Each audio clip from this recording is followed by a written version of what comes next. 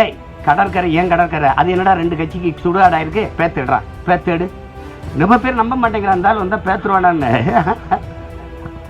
தம்பி ஒரு ஆளை புதைக்கிறதுக்கு ஒரு 6 அடி 7 அடி சரி வேணாம் ஒரு 1/2 கிரவுண்டு 2 ஏக்கர்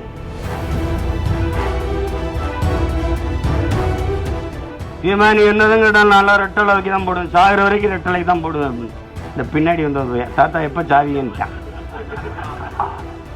இன்னைக்கு ஒரு கட்சி எல்லா கட்சிக்கும் எதிர்கட்சியா இருக்குன்னா அது நாம் தமிழர் கட்சி மட்டும்தான் இருக்கு. எல்லாரும் திட்டுவான். இப்ப நாம வந்து எங்கிருந்து ஆரம்பிக்கணும்? ராஜராஜ சோழன் பேர் வீதி அப்படி வை. அங்க பீச்சில் யாரா கடற்கரையை கல்லறையாக்குனது யாரா?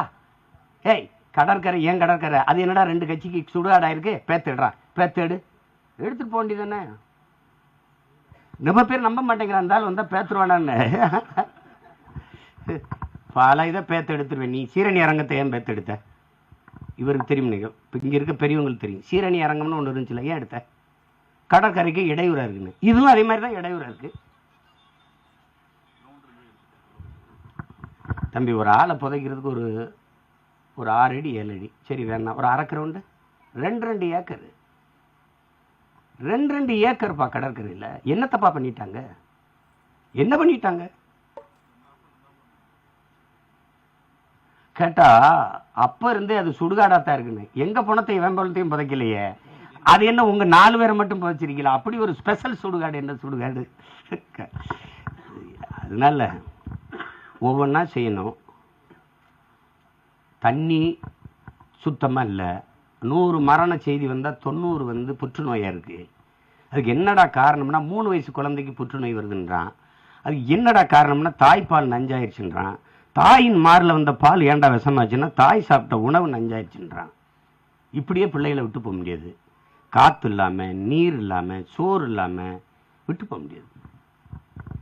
இவன் அதை பத்தி கவலைப்பட மாட்டான். இவன் வணங்குற சாமியை பத்தி கவலைப்படுவான். வாழ்ற பூமியை பத்தி நாம் தமிழர் மட்டும்தான் கவலைப்படுவோம். இப்போ ஒருத்தன் வந்திருக்கான் பிஜேபிக்காரன், அவன் கோயிலே இருப்பான். நாம குடிசைக்கிட்ட நிற்பான், அவன் கோயில்கிட்ட நிற்பான். உண்மையிலே மனிதர்களுக்கு தன்மான இன உணர்வு மான உணர்வு இருந்தா பிஜேபிக்கு ஓட்டு போடக்கூடாது. நீ போய் ராமர்கிட்ட வாங்கிக்கப்பா, நீ கடவுள்கிட்ட போய் வாங்கிக்கப்பா. கடவுள் தான் எல்லாருக்கும் எல்லாம் கொடுக்கணும். ஆனா இவன் என்ன பண்ணுவான்? கடவுள் கோயில் கட்டுவான், பாடுக்க இடம் இல்லாம பைத்தியக்கார பையனுக்கு தெருவில் நடக்கிறான், கக்குஸ் கட்டி போன்றான். டேய் வீடு கட்டி கொடுறான், அப்புறம் கக்குஸ் கட்டி போறத பத்தி ஒரு கூட்டம். இதுல இருந்து மாறணும்னா நமக்கென்று அரசியல் இருக்கணும். நம்மகிட்ட இல்லை. மாசைத்துங்கு சீன புரட்சியாளன் சொல்றான், மக்களுக்கென்று ஒரு படை இல்லை என்றால் மக்களுக்கென்று எதுவும் இல்லைன்னு. அதுதான் தென்னரசு சொல்றாரு. முன்னாடிலாம் கேட்கறதுக்கு நாதி இல்லை, இப்ப கேட்கறதுக்கு நாம இருக்கோம். ஒரு பிரச்சனைனா எங்க அப்படின்னு ஒரு டக்குன்னு இப்ப வந்து அமோனியா வாயு கசிஞ்சிருச்சா அங்க போய் சீமானவன் தம்பிகளை நிற்பாங்க, அங்க வெள்ளமா அங்க போய் நிற்பாங்க அப்படின்னு ஒண்ணு இருக்கு. அன்னைக்கு யாரும் இல்லை. என்னட்ட எத்தனை பேர் சொல்லியிருக்கான், நல்லா பரம்பரை திமுகன்னு இருக்கான் ஒருத்தன். சிரிச்சேன். அவர் என்ன சிரிக்கிறேன்? திருட்டு ஏறி வந்த பரம்பரை தானே உங்க பரம்பரை, இதுல என்ன உனக்கு பெருமை? அதுல தம்பி சீமா நீ பேசுறதுலாம் சரிதான், ஆனா நான் திமுக அடிமை அப்படின்னு சிரிச்சேன். ஏன்டா சிரிக்கிறேன்? பெரியவர் அடிமையா இருக்கிறத பெருமையா சொன்ன ஒருத்தனை இப்பதான் நான் பாக்குறேன். நான் அடிமைங்கிறத பெருமையா சொல்றாரு அவரு. கடலூர்ல போட்டியிடும் போது ஓட்டு கேட்டு போன தம்பி எல்லாம் கூட வந்தாங்க. ஒரு பெரியவர் மீன் பிடிச்சிருந்தார், படம் எது செய்விட்டார். சீமா நீ என்னதும் கேட்டால் நல்லா ரெட்டலை வைக்க தான் போடுவேன், சாகிற வரைக்கும் ரெட்டலைக்கு தான் போடுவேன் அப்படின்னு. இந்த பின்னாடி வந்து தாத்தா எப்ப சாவியன்ட்டான்.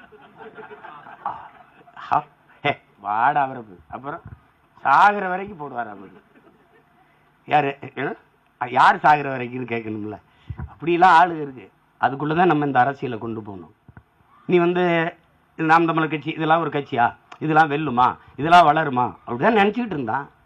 சினிமா எடுத்துக்கிட்டு இருந்த சின்ன பையன் சீமா வந்து என்ன பண்ணிடுவான்ட்டு இன்னைக்கு ஒரு கட்சி எல்லா கட்சிக்கும் எதிர்கட்சியா இருக்குன்னா அது நாம் தமிழர் கட்சி மட்டும்தான் இருக்கு. எல்லாரும் திட்டுவான். ஒரு வார்டு கவுன்சிலர் இல்ல, ஒரு எம்எல்ஏ இல்ல, ஒரு எம்பி இல்ல, ஒண்ணு இல்லை. ஆனா அது எல்லாரும் திட்டுவான். சீமா வளரக்கூடாது ஏன்னு சொல்லு, அது ஆபத்து. யாருக்குன்னு சொல்லு. அவர் வளர்றதா யாருக்குடா சொல்றா, அது தெரியாது.